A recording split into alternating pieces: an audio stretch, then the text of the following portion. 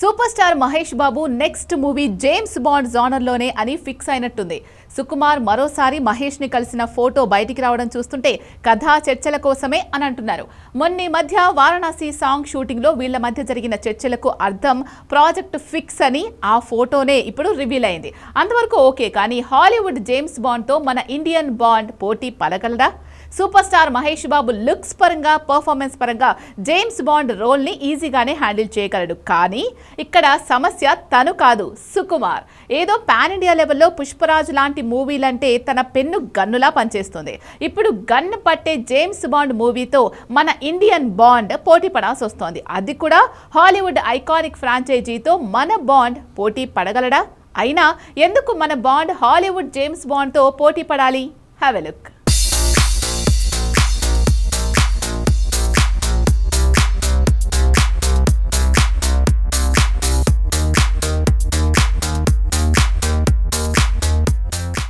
Indian James bond movie అనేది super star Mahesh Babu కళ. అయితే ఇక్కడ ఆ కళ నెరవేరే టైం హాలీవుడ్ జేమ్స్ బాండ్తో పోటీ పడే టైం ఒకటే అయితే ఎలా ఉంటుంది? అదే జరిగేలా ఉంది. అంతవరకు ఓకే, కానీ మన లెవెల్ ఎంత? కొన్నిసార్లు ప్రాక్టికల్గా లెక్కలేసుకోలేకపోతే హాలీవుడ్తో పోటీ పడే ప్రాసెస్లో అతిగా ఊహించుకుని బొక్కబోర్లా పడే ఛాన్స్ ఉంది.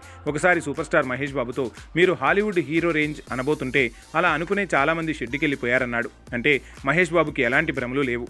తను చాలా ప్రాక్టికల్ పర్సన్ అని గతంలోనే తేలింది. కాబట్టి చాలా సెలెక్టివ్గా కథలు, దర్శకులను ఎంచుకుంటూ ప్రిన్స్ నుంచి సూపర్ స్టార్ రేంజ్కి ఎదిగాడు.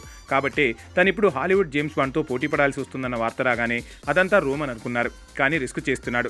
వారణాసి తర్వాత మహేష్ చేయబోయే సినిమా పక్కాగా జేమ్స్ బాండ్ లాంటి జోనరే. ఇక హాలీవుడ్ కొత్త జేమ్స్ బాండ్ కూడా ఆర్టిఫిషియల్ ఇంటెలిజెన్సీ కాన్సెప్ట్తోనే కథ సిద్ధమవుతున్న వార్తలు వస్తున్నాయి. ఇక్కడ సుకుమార్ కూడా ఏఐ బేస్ చేసుకునే కథ సిద్ధం చేయటం మహేష్కి ఆల్రెడీ 2 సార్లు వినిపించడం జరిగింది.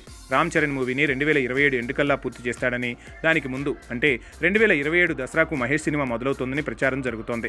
ఎగ్జాక్ట్గా అప్పుడే హాలీవుడ్ జేమ్స్ బాండ్ మొదలు కాబోతోంది. కేవలం షూటింగ్ టైమే కాదు, ఏఐ కాన్సెప్ట్ నుంచి పాన్ వరల్డ్ మార్కెట్ వరకు అన్నింట్లో హాలీవుడ్ జేమ్స్ బాండ్కి మన బాండ్ పోటీ ఇచ్చే సాహసం చేస్తున్నాడు. అయితే ఇదేమంత అతి అనటానికి లేదు. కారణం వారణాసితో వరల్డ్ వైడ్గా మహేష్ బాబుకి గుర్తింపు, మార్కెట్ క్రేజ్ వస్తుందనటంలో ఎవరికీ ఎలాంటి డౌట్లు లేవు.